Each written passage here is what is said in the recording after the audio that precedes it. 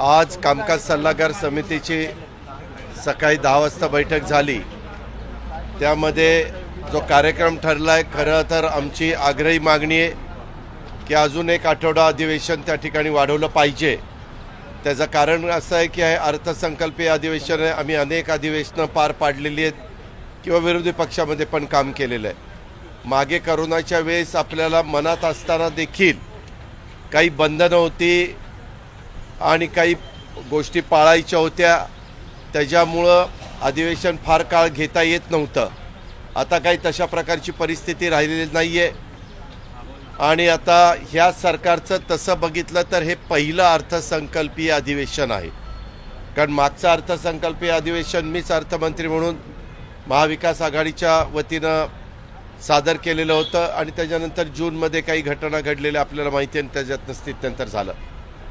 तेव्हा आत्ताच्या राज्यकर्त्यांनी त्याच्यात पळवाट काढू नये आणि अधिवेशन पूर्णपणे सभागृहाच्या दोन्ही बाजूच्या सन्माननीय सदस्यांना व्यवस्थितपणे चर्चा करण्याच्या करता आपल्या मतदारसंघातले, जिल्ह्यातले, राज्यातले प्रश्न नीटपणे मांडण्याच्या करता हे अधिवेशन अजून एक आठवडा घेतलंच पाहिजे। आत्ताच दिलेला कार्यक्रमाव्यतिरिक्त त्यांनी सांगितलं की शेवटच्या आठवड्यामध्ये आपण कामकाज सल्लागार समितीची बैठक घेऊ आणि मग त्याच्यानंतर त्याबद्दलचा निर्णय घेऊ। कारण मध्ये 3 सुट्ट्या आलेल्या आहेत, एक गुढीपाडवा आणि इतर पण 2 सुट्ट्या आहेत, होळीची एक आहे आणि अजून एक सुट्टी आहे।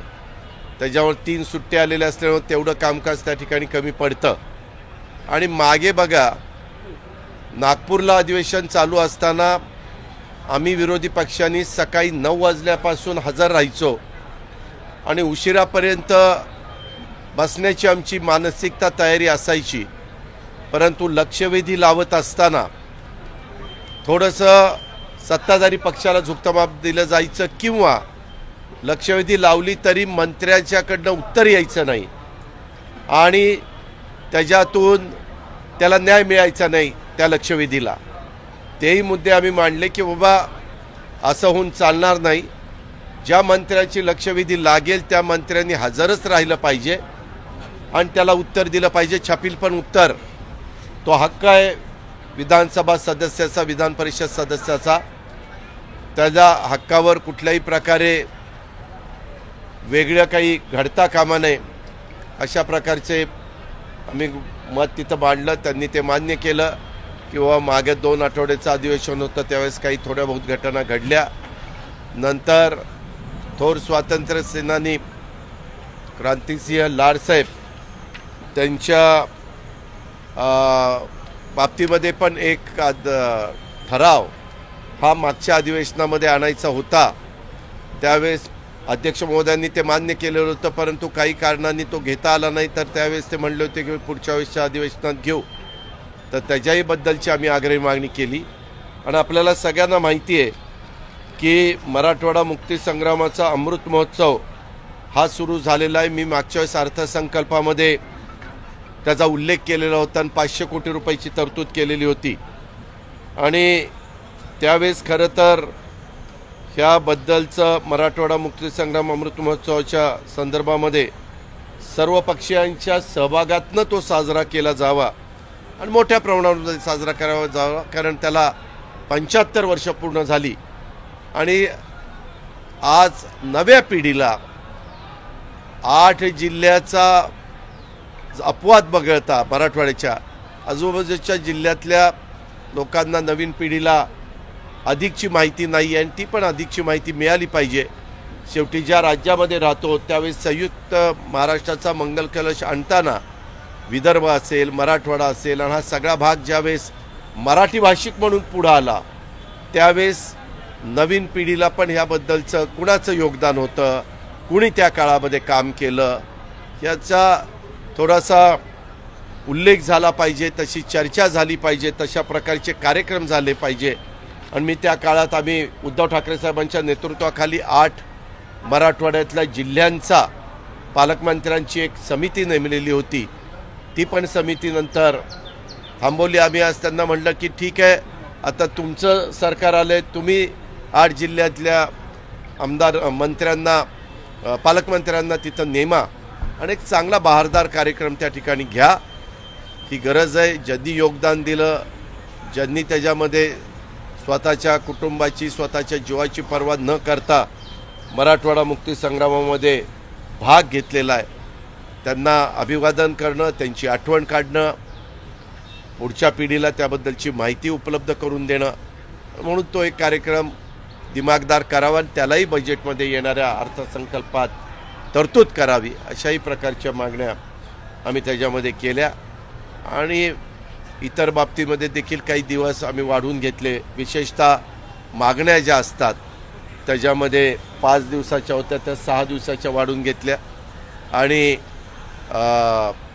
राज्यपालांच्या अभिभाषणावर चर्चेला 2 दिवस असतात आणि नंतर त्याला उत्तर मिळतं. तर आम्ही त्यांना सांगितलं उशिरापर्यंत 2 दिवस चर्चा होऊ द्या आणि तिसऱ्या दिवशी उत्तर अर्थमंत्र्यांनी द्यायचं असेल तर अर्थमंत्री किंवा मुख्यमंत्र्यांनी जे काही सरकार ठरवेल त्या प्रकारे उत्तर त्या देण्यात यावं, अशी आजच्या निमित्तानं आम्ही चर्चा केली.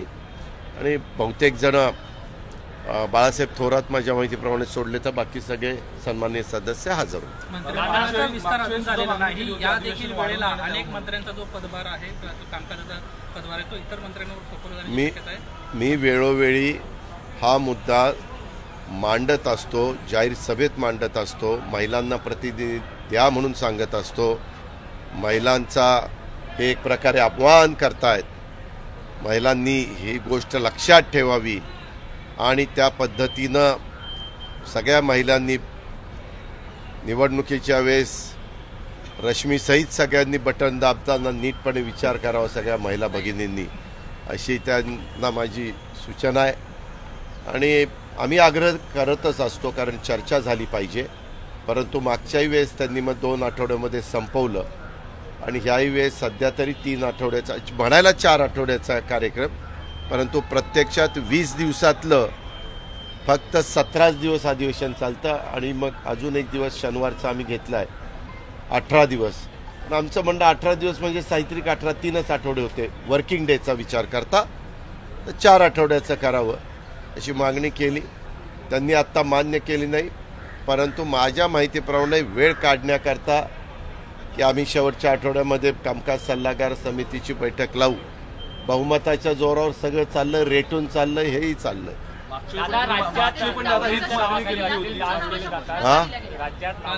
नावाखाली असलेले डान्सचे प्रकार पाहायला मिळतात. राष्ट्रवादीने आता एक महत्वाची भूमिका घेतली की त्यांच्या कार्यक्रमात अशा पद्धतीचे डान्स आयोजन केले. हे महाराष्ट्राच्या संस्कृतीला कमीपणा आणणारं आणि अशा प्रकारे ठीक आहे, महाराष्ट्राची काही परंपरा आहे, लावणी असेल किंवा वेगवेगळ्या प्रकारचे आपल्या इथं चालणारे कार्यक्रम असतील, ते सर्वांना पाहता येतील ह्या प्रकारे झाले पाहिजे. त्याच्यामध्ये अश्लील प्रकार होता कामा नये. दुर्दैवाने मला अशी माहिती काल मिळाली की काही जिल्ह्यांमध्ये बंदी आहे, परंतु काही जिल्ह्यांमध्ये ते चालू आहे. तर ते नक्की काय आहे हे मी संबंधितांशी बोलणार आहे आणि वेळ पडली तर येणाऱ्या बजेट अधिवेशनामध्ये हा मुद्दा काढून किंवा ह्याच्या प्रकारे अशा प्रकारे महाराष्ट्रात घडता कामा नये. महाराष्ट्राची जी उच्च परंपरा आहे, जी पहिल्यापासून आपल्या वडीलधाऱ्यांनी चालवत आणलेली आहे, ती परंपरा टिकली पाहिजे. आणि त्याकरता कुणी चुकीचं वागत असेल तर त्याला पायबंद घातला पाहिजे, अशी माझी आग्रही मागणी आहे आणि ती मी सभागृहामध्ये मांडली. महत्त्वाची भूमिका अशी आहे की यामध्ये राष्ट्रवादीच्याच पदाधिकाऱ्यांकडून एकच मिनिट अनेक वेळा राष्ट्रवादीच्याच पदाधिकाऱ्यांकडून अशा पद्धतीच्या कार्यक्रमाचं आयोजन करण्यात येतं. खास करून गौतमी पाटीलच्या संदर्भात चर्चा सुरू झाली. आपण काय पत्रक काढणार आहात? आपण म्हणाला ते काल माझ्या लक्षात आणून दिलं. काल काही कारणांनी जयंत पाटील साहेब मीटिंगला नव्हते, पण मी, भुजबळ साहेब, सुनील तटकरे, दिलीप वळसे पाटील, शिवाजीराव गर्जे, आम्ही सगळेजण त्या मीटिंगला होतो. त्यामुळं आपण म्हणताय तसं आता स्पर्धाच लागली. कुठलाही काही कार्यक्रम झाला की त्या कार्यक्रमाला आणलं जातं आणि बऱ्याचदा वेगवेगळ्या चॅनलमध्ये तो कार्यक्रम दाखवत असताना पाठीमागे राष्ट्रवादी काँग्रेस पक्षाचा बोर्ड असतो. हे आम्हाला अजिबात मान्य नाही. अशा पद्धतीनं राष्ट्रवादी काँग्रेस पक्षाच्या सहकाऱ्यांनी करता कामा नये आणि तशा प्रकारचं त्यांना सूचना सगळ्या जिल्हा राष्ट्रवादी काँग्रेस पक्षाच्या अध्यक्षांना आम्ही त्या ठिकाणी देणार आहोत. सर, सत्यजित तांबे जेव्हा शपथ घेत होते त्यावेळेस तुमच्या नावाच्या घोषणा देण्यात आल्या त्या का? माझ्या नावाच्या अजित पवार तुमचं नाव घेण्यात आलं घोषणा देताना. अशी देखील चर्चा आहे ज्यावेळेस तो विजयाची गोष्ट झाली त्यावेळेस आपली एक प्रतिक्रिया आली होती की कुठेतरी सत्यजितच्या बाबतीमध्ये राष्ट्रवादीने देखील मदत केली, तुम्ही प्रतिक्रिया देखील दिली म्हणजे तुम्ही होती. कायम नेमकं काय त्यांच्या सांगते? पटोलेंनी असं म्हटलं होतं की राष्ट्रवादीने सुद्धा त्यांच्याबद्दल फार निर्णय पक्षाने आणि घेऊ नये पक्षाने असंही खरं म्हणत राष्ट्रवादीने आला. असं करायला पाहिजे होतं असं देखील त्यांचं म्हणणं होतं. तेव्हा काय एकदा महाविकास आघाडीमध्ये ठरल्यानंतर त्या जे ठरेल त्या प्रकारची अंमलबजावणी केली गेली पाहिजे आणि निवडून आल्यानंतर मी सगळ्यांचे वाढदिवस असतात आमचे विधिमंडळातल्या सहकाऱ्यांचे, आम्ही सर्वांना शुभेच्छा देतो. तसं निवडून आल्यानंतर पण मी 5ही जणांना पत्र पाठवलेलं आहे अभिनंदन करण्याच्याकरता, शुभेच्छा देण्याच्याकरता, भावी वाटचालीच्या करता. सत्यजित तांबे एक तरुण सहकारी निवडून आलेले आहेत, ते तिथलं प्रतिनिधित्व करतात आणि मी आपला एक वडिलकीचा सल्ला म्हणा किंवा एक सहकारी म्हणा म्हणून सल्ला दिला की पुढचा निर्णय घेत असताना उद्याचं त्याचं उज्ज्वल भवितव्य आणि पुढं असणारी सगळी आव्हानं लक्षामध्ये घेऊन त्यांनी त्याबद्दल, कारण त्यांच्या घरानं 3 पिढ्या काँग्रेसच्या विचाराचं आहे आणि सत्यजित पण युवकांचा अध्यक्ष म्हणून त्यांनी अनेक वर्ष ह्या राज्यामध्ये काम केलेलं आहे. तर निर्णय घेत असताना फार विचारपूर्वक निर्णय घ्यावा अशा मी शुभेच्छा दिल्या. कदाचित सत्यजितला निवडून आणणाऱ्या कार्यकर्ते आणि मतदार त्यांना ते माझा सल्ला आवडला असेल आणि म्हणून कदाचित एखाद दुसरी घोषणा माझ्या नावाने दिली असेल. माजी मंत्री गुलाबराव देवकर तुमच्यावरती नाराज आहेत असं काय झालं होतं माझ्यावर? मी काय तुझं घोडं मारलं? जळगाव जिल्हा बँकेच्या प्रकरणात राजीनामा दिला लागल्याचं दिसून आलं. माजी मंत्री गुलाबराव देवकर नाही, अजिबात नाही. माझा त्यांचं बोलणं झालं, तिथं त्यांनी निवडून येताना प्रत्येकाला 1-1 वर्ष संधी द्यायची, चेअरमन व्हाईस चेअरमन 5 वर्षाकरता 5 सहकाऱ्यांना चेअरमन आणि 5 व्हाईस चेअरमन अशा प्रकारे त्यांनी ठरवलं. त्याच्यात पक्षाचा काही संबंध नाही. त्यांनी एकत्र पॅनल केलं, त्याच्यात त्यांनी ठरवलं. त्याच्यावर माझा त्याच्याशी दुरान्वयपण संबंध नाही. एकच दोन्ही पेन्शन अशा पद्धतीची मागणी त्या निवडणुकांमध्ये गाजली होती. अर्थसंकल्पीय अधिवेशन आता समोर आहे, त्या सगळ्या अधिवेशनामध्ये विरोधक संशय घेऊन जाताना पाहिला.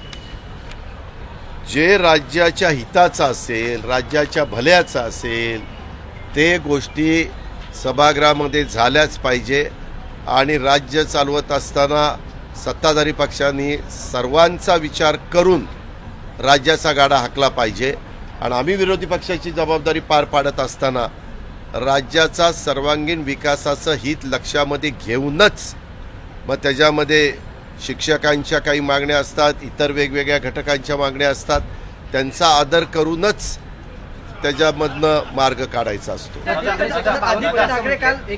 चंद्रशेखर बावनकुळे असं म्हटलेत की आमच्या पक्षात इन्कमिंग जोरात होईल, कारण इतर पक्षांची लोक आहेत त्यांची घरं आता मातीची आहेत. त्यांना अजून माहिती नाही. त्यांना असं वाटतंय, त्यांना बघताना मातीचं दिसतंय, परंतु आत आहे ते कॉन्क्रीटचं. जरा दाखवायला मातीचा गिलावा वरनं लावलेला आहे, त्याच्यावर त्यांना मातीचं वाटतं. त्यांना म्हणावं घुरळून जाऊ नका, आताचा निकाल आहे तो जरा बघा. पदवीधरांनी काय निकाल दिला आहे, शिक्षक जे भावी पिढी घडवतात, शिकवतात, त्यांनी काय निकाल दिलेला आहे, जरा नीटपणे विचार करा.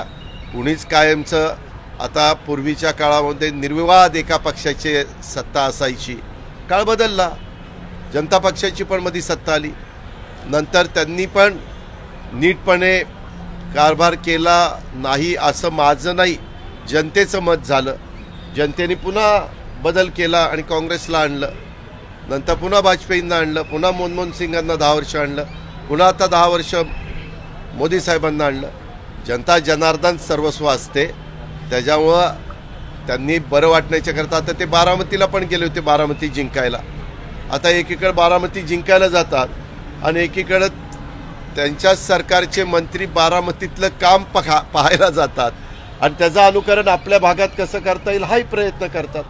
आता काहींनी आमच्याबद्दल एवढं बेताल वक्तव्य केलं आणि तिथलं काम बघितल्यानंतर म्हणले नाही राव, हे फारच चांगलं काम आहे, हे सगळीकडे झालं पाहिजे, विद्यापीठाला लाजवणारं काम आहे असं बघितलं जातं. काय ऐकणं आणि पाहणं ह्याच्यात 4 बोटाचंच अंतर असलं तरी पाहिल्यानंतर बरंच काही मनामधलं पूर्वीचं असणारं जे मत असतं ते बदलून जातं. वरळीमध्ये काल एकनाथ शिंदेची सभा पार पडली, त्या सभेमध्ये अनेक लोक उपस्थित नव्हते. पुढच्या अक्षरशः वरळीमध्ये जंगी सभा काल झाली, भव्य सभा झाली, ती मी पण बघितली आणि तुम्ही पण दाखवली. आता काय करता, एवढं सर्वसामान्यांच्या सरकारच्या मुख्यमंत्र्याची एवढी मोठी जंगी सभा झाली. शुभेच्छा आहेत आमच्या. दिवसापर्यंत निर्णय न होण्यासाठी शेवटच्या दिवशी कुठले? चिंचवड पोटनिवडणुकीसाठी नाना काटेंना शेवटच्या दिवशी उमेदवारी जाहीर करण्यात आली आणि राहुल कलाटे यांची मनधरणी करण्यामध्ये राष्ट्रवादीला अपयश आलं असं बोललं जातं. त्या बोलण्यात काही अर्थ नाही. काल दुपारी 3 वाजेपर्यंत फॉर्म भरायची मुदत होती. एखाद्या पक्षाला, एखाद्या आघाडीला उमेदवार ठरवत असताना पहिल्याच दिवशी उमेदवार ठरला पाहिजे असं कुठं संविधानामध्ये लिहिलं नाही, कायद्यात नियमात नाही. त्याच्यामुळे आम्ही काय 10 वाजता करू, 11 वाजता करू, 2 वाजता जाहीर करू, आमचा अधिकार आहे. एकाने विचारायला हे का आदित्य ठाकरे एक युवा नेतृत्व म्हणून वेगवेगळे दौरे काढतात, त्यांच्या दौऱ्याला प्रतिसाद मिळतोय. काही लोकांना असं वाटलं होतं की आपण काहीतरी मोठा निर्णय घेतल्यानंतर ह्या बाकीच्यांना असा प्रतिसाद मिळणार नाही. परंतु तुम्ही बघा, कोकणचे पण म्हात्रे जे निवडून आलेले होते ते कालपर्यंत, म्हणजे आधीपर्यंत भाजपचं तिकीट घेईपर्यंत ते उद्धव ठाकरे साहेबांचे शिवसैनिक आणि त्या संघटनेचे, शिक्षक संघटनेचे नेते म्हणून काम करत होते. उद्धव ठाकरे साहेब त्यांना उमेदवारी मिळण्याच्या करता प्रयत्न करत होते, परंतु पूर्वीचा उमेदवार तिथं निवडून आलेला सिटिंग होता, त्याच्यामुळं थोडंसं तिकीट त्यांना देता आलं नाही. तर सगळे काही निकाल वेगळ्या प्रकारे लागलेले आहेत. आदित्य त्यांच्या पद्धतीने काम करतो, काहींना बघवत नाही. लोकशाहीमध्ये खरं तर सत्ता मिळाली तर सत्ता मिळाल्यानंतर हुरळून न जाता ती लोकांच्या करता जमिनीवर पाय ठेवून राबवायची असते. असं रडीचा डाव खेळायचा नसतो, कुठेतरी दगडमार, कुठेतरी काय कर. उलट हे लोकांना आपल्या महाराष्ट्रातलं आवडत नाही. जे कुणी हे असले प्रकार करत असतील त्याचा मी तीव्र शब्दामध्ये निषेध करतो. ते भले कुठल्याही पक्षाचे असू देत. आणि कुणीच आमच्याही कार्यकर्त्यांनी सत्ताधारी पक्षाचे लोक ज्यावेळेस फिरतात, मग देवेंद्रजी असतील किंवा एकनाथराव असतील किंवा त्यांची टीम असेल, त्यावेळेस आम्ही पण त्यांचा मान सन्मानच ठेवला पाहिजे. आणि त्यांच्याही लोकांनी विरोधी पक्ष ज्यावेळेस फिरत असतो त्यावेळेस रिस्पेक्टच दिला पाहिजे. फार तर विचारधारा वेगळी आहे, मतांतर असू शकतं, त्या बाबतीमध्ये त्यांनी त्यांचे विचार मांडावेत. नाही पटतील तर आम्ही ते खोडावेत, आम्ही आमचे विचार मांडावेत.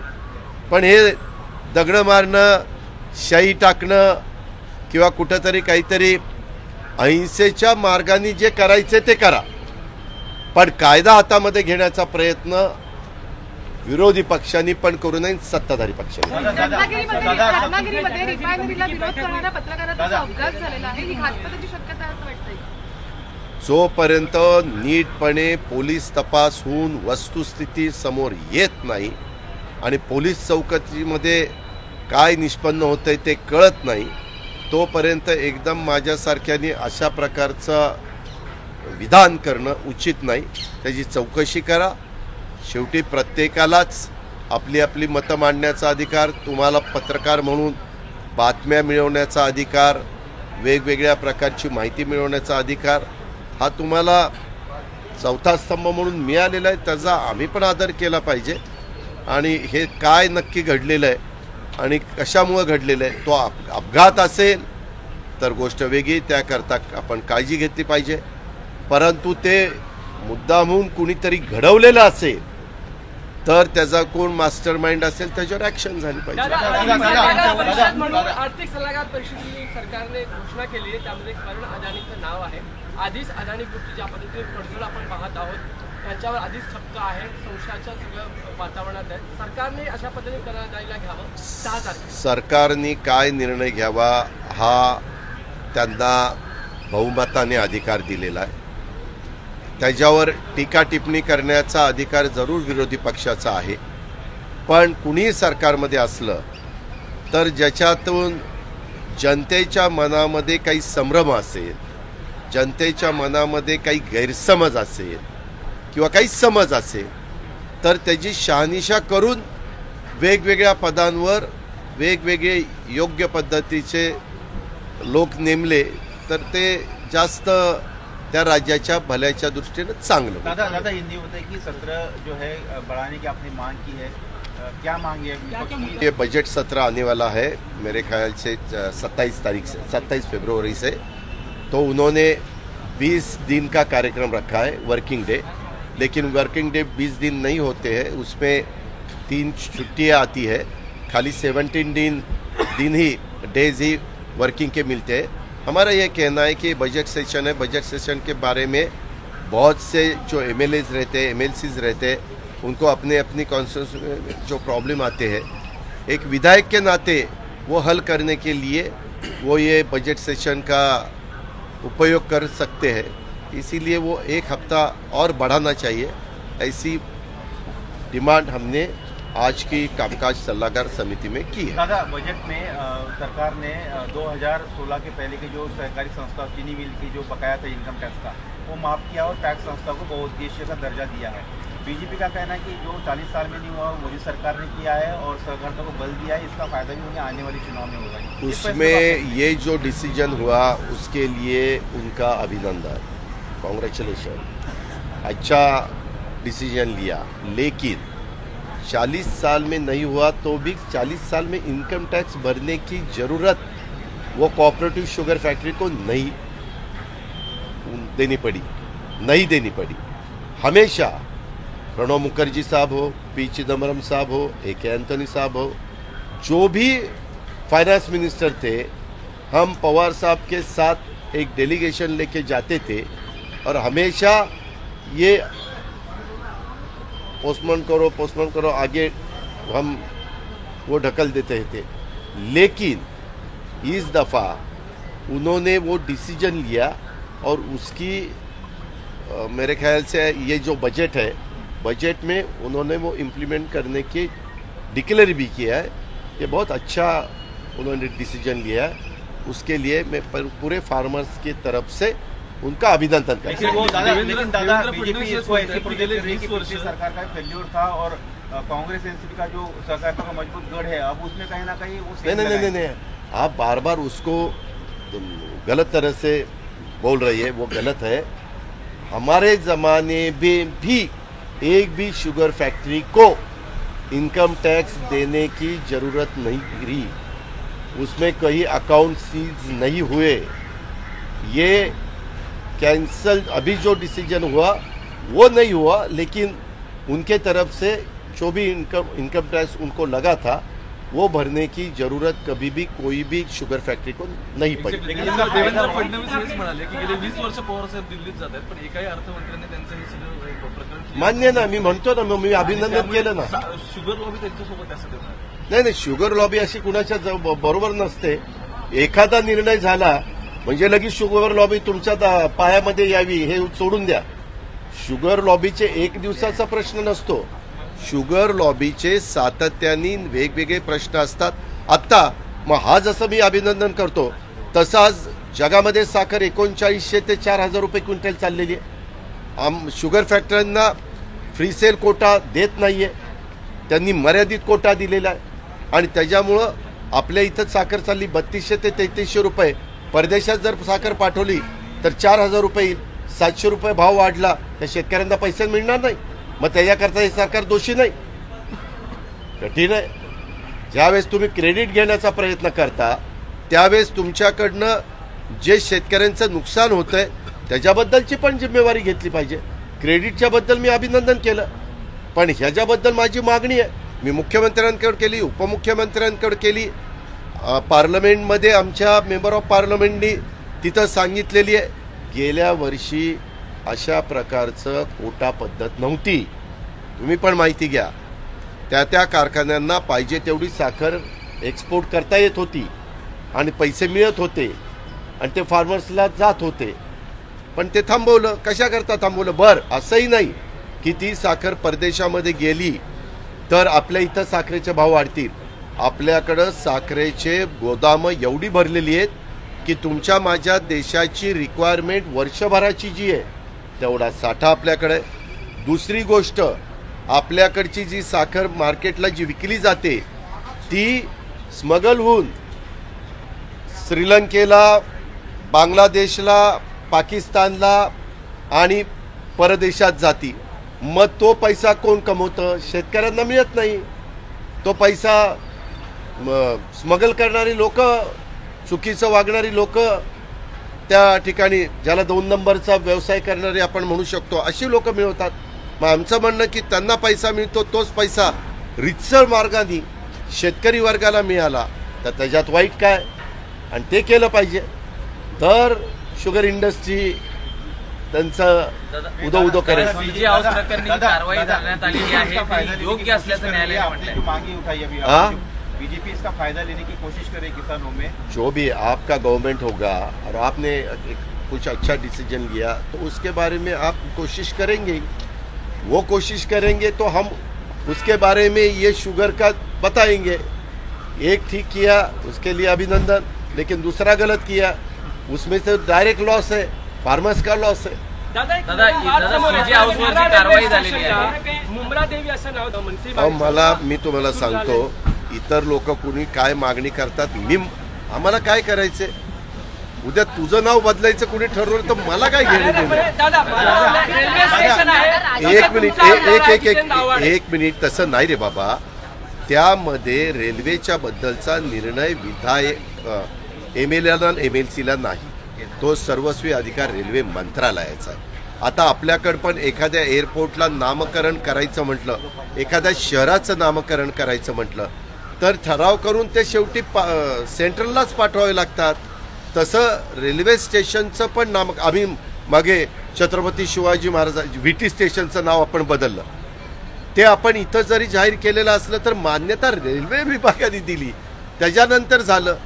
आता मान्यता दिल्यानंतर असं काही घडलं तर आम्ही आमचं जी काही प्रतिक्रिया द्यायची ती देऊ ना. दादा प्रफुल्ल पटेल यांच्या सीजे हाऊसवर जी कारवाई झाली ती योग्य असल्याचं न्यायालय म्हणतंय. अरे एक ने पूछो ना बाबा. पॉलिटिकल अर्धवेक होने की आशंका जताई जा रही है. आपने इसके पहले बारे महाराष्ट्र में पॉलिटिकल होगा महाराष्ट्रामध्ये ऐसा भूकंप होईल, ऐसा किसने कहा? अशी असं बोललं जात आहे. कुणी बोलले? काँग्रेसमध्ये जी अस्थिरता आहे त्याच्यावर कुणी बोललं? विधान परिषदेमध्ये ज्या पद्धतीनं काँग्रेसमधलं जे अंतर्गत राजकारण आहे ते चव्हाट्यावर आलेले आहे. दादा, कल- एक मिनिट. मी त्या गोष्टी, तो पक्ष एक राष्ट्रीय पक्ष आहे, देशामध्ये स्थापन झालेला पहिला पक्ष आहे, देशाच्या स्वातंत्र्य लढ्यामध्ये भाग घेतलेला पक्ष आहे. त्याच्यामुळं अशा प्रकारच्या घटना सगळ्याच पक्षांच्या बाबतीमध्ये घडत असतात. त्याला फार काही महत्त्व आपण तिरायतानी देण्याचं कारण नाही. त्यांचा परिवार आहे, परिवार एकत्र बसेल, निर्णय घेईल, तुम्हाला सांगेल, मग ब्रेकिंग न्यूज म्हणून दाखवा. सीजे हाऊसवर जी कारवाई झालेली आहे ती योग्य अरे माझे 2 कान नाही, एकाचं कुणाचं ऐकू. दादा कल बावनकुळे साहब ने कहा था कि बीजेपी में जो लोग हैं उनका स्वागत हम करेंगे, कोई आना चाहते तो, और ये कोशिश भी हो रही है कि विपक्ष के जो लोग हैं वो बीजेपी के तरफ से या रूलिंग पार्टी की तरफ से जो भी लोग, जो भी कार्यकर्ता, जो भी लीडर अगर महाविकास आघाड़ी में आना चाहते हैं तो हम भी उनका वेलकम करेंगे. नहीं, आपको लगता है कि दादा के 12 साल का ये जो मामला हुआ है उससे महाविकास आघाड़ी मैंने पर कहा क्या परिणाम होगा असर? ना, मैंने उसके बारे में बताया कि वो परिवार है, वो बैठेंगे, उसके बारे में डिसीजन लेंगे और वो सॉल्व करेंगे. दादा प्रफुल्ल पटेल यांच्या मुक्त करेंगे, लेकिन इस प्रकार के झगड़े जो कर रहे हैं क्या उसको नुकसान? आप फिक्र मत करो. आज 5 में से 4 जगह तो महाविकास आघाड़ी की आई और वो कैंडिडेट शिवसेना का था, वो भी पकड़ा, तो 5 के क्या रिजल्ट है आपको पता है. दादा आदित्य ठाकरे के पर हमला होना कितना गंभीर है? एकदम ये न्यूज़ ऐसा नहीं होना चाहिए किसी के बारे में भी. रूलिंग पार्टी हो या अपोजिशन पार्टी हो, हर एक को संविधान के हिसाब से अपना अपना कहने का अधिकार है, पब्लिक रैली लेने का अधिकार है, घूमने का अधिकार है, अपनी बात लोगों के सामने रखने का अधिकार है। अगर कोई रूलिंग पार्टी वाले ये जो कर रहे, ये इन्होंने अगर किया है तो उनके ऊपर एक्शन लेनी चाहिए, या दूसरे किसी के ने भी किया तो उसके ऊपर भी पुलिस डिपार्टमेंट ने इंक्वायरी करनी चाहिए। इंक्वायरी करके किसने किया है उसके ऊपर एक्शन लेनी चाहिए, और रूलिंग पार्टी ने भी किसी के ऊपर ऐसा हमला नहीं करना चाहिए। लाल मातीतली कुस्ती म्हणजे